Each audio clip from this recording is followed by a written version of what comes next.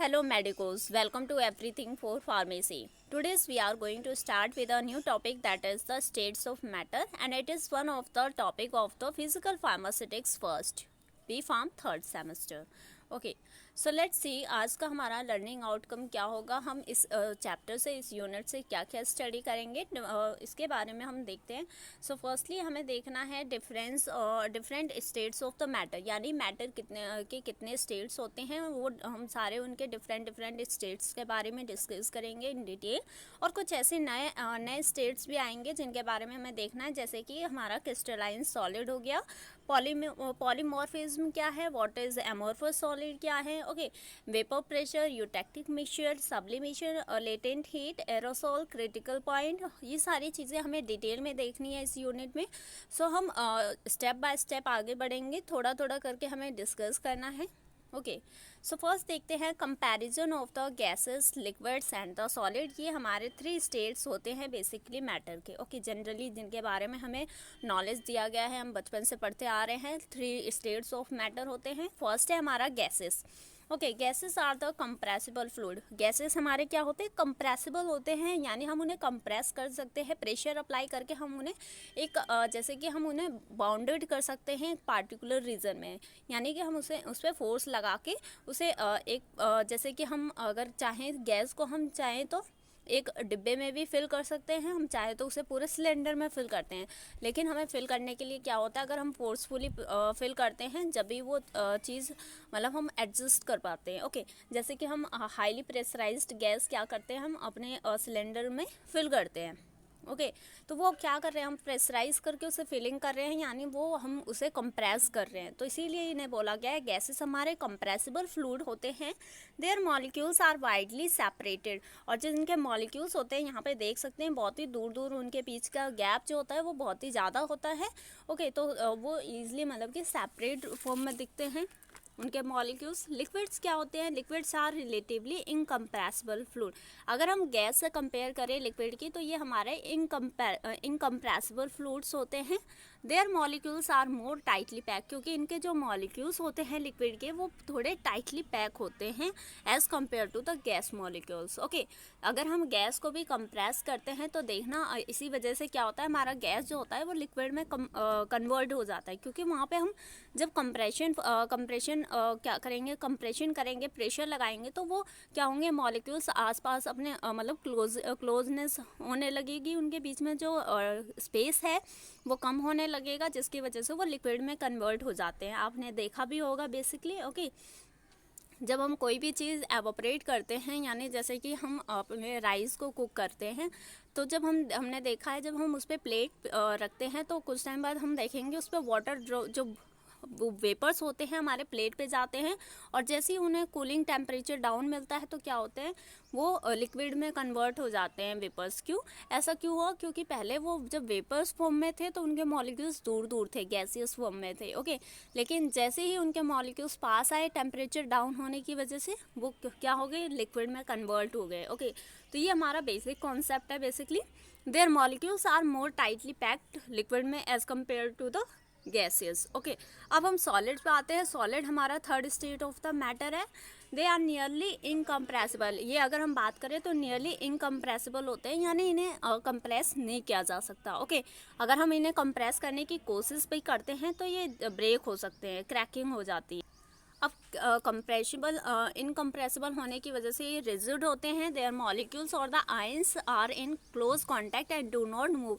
इनके जो मॉलिक्यूल्स होते हैं वो ऑलरेडी इतने टाइटली बाउंडेड होते हैं कि उन्हें उससे भी ज़्यादा अगर हम उन्हें कंप्रेस करने की कोशिश करते हैं तो वो ब्रेक होने लगते हैं, उनमें क्रैक्स आने लगते हैं। ओके, जैसे कि हमारे यहाँ पे देख सकते हैं एग्जाम्पल। वैसे यहाँ पे और यहाँ पे कोई डिफरेंस नहीं दिख रहा, क्योंकि इस डायग्राम में थोड़ी सी मिस्टेक है, थोड़े से दूर दूर मॉलिक्यूल होते हैं as compare to the gas और द सॉलिड। ओके, अब हम देखते हैं टाइप्स ऑफ द सॉलिड। अब हमें देखना, अभी हमने 3 स्टेट्स ऑफ मैटर के बारे में डिस्कस किया, अब हम देखेंगे टाइप्स ऑफ सॉलिड। सॉलिड्स के कितने टाइप होते हैं। फर्स्ट है हमारा क्रिस्टलाइन सॉलिड, सेकंड है हमारा एमोर्फस सॉलिड। ओके, सो देखते हैं क्रिस्टलाइन सॉलिड्स क्या है। Crystalline solids are well order. जो हमारे क्रिस्टलाइन सॉलिड्स होते हैं वेल ऑर्डर्ड होते हैं, यानी कि उनके जो मॉलिक्यूलर अरेंजमेंट है वो बहुत ही ऑर्डर मैनर में होता है। ऐसे नहीं कि रेंडमली कहीं भी मॉलिक्यूल्स पड़े हुए हैं, वहाँ पे एक उनका पार्टिकुलर स्ट्रक्चर होता है, ऑर्गेनाइजेशन होता है, जिसकी वजह से क्या होते हैं वो क्रिस्टलाइन सॉलिड कहलाते हैं। Okay, have a definite arrangement, वही बोला गया है कि इनका डेफिनेट अरेंजमेंट होता है एटम्स और आयंस का। ओके, यहाँ पे जैसे कि हम देख सकते हैं हमारा जो डायमंड है वो क्रिस्टलाइन सॉलिड के अंडर में आता है, तो उसका देख सकते हैं हम मॉलिक्यूलर स्ट्रक्चर कैसे दिया गया है, वो वेल ऑर्डर मैनर में होते हैं। और unit cell, what is unit cell, ये भी बेसिक टर्म हमारा है। The smallest repeating unit in a crystal is a unit cell. जो भी छोटे छोटे पार्टिकल्स मिलके एक क्रिस्टल फॉर्मेशन कर रहे हैं, उन छोटे छोटे पार्टिकल्स को ही हम बोलते हैं unit cell, smallest repeating unit. जैसे हमारी बॉडी क्या है, सेल से बनी है, तो सेल्स क्या है हमारी, यूनिट है। Okay, basic unit of life है। तो उसी तरह क्रिस्टल्स भी हमारे बेसिक यूनिट से बने हुए हैं, तो उन बेसिक यूनिट को हम बोलते हैं unit cell. Unit cell is the smallest unit with all the symmetry of the entire crystal. और जो यूनिट सेल होते हैं इनकी अलग अलग अपनी अपनी ज्योमेट्री होती है, सिमेट्री होती है। जैसे कि हमारा ये हो गया आइसोमेट्रिक। ओके, आइसोमेट्रिक हमारा इस तरह का होगा, हेक्सागोनल, ये अलग अलग सिमेट्री के फॉर्म में पाए जाते हैं और फिर आपस में अरेंज करके एक पार्टिकुलर क्रिस्टल स्ट्रक्चर देते हैं। ओके, जैसे कि tetragonal, okay, trigonal, orthorhombic, monoclinic, triclinic. तो ये हमारे कुछ बेसिक यूनिट सेल हैं जो कि एक सॉलिड फॉर्मेशन के लिए रेस्पॉन्सिबल होती हैं और इनका एक पार्टिकुलर स्ट्रक्चर होने की वजह से क्रिस्टलाइन सॉलिड फॉर्मेशन करती हैं। सो देखते हैं हम क्रिस्टलाइन सॉलिड्स क्या हैं। The building constituent arrange themselves in a regular manner throughout the entire 3 dimensional network.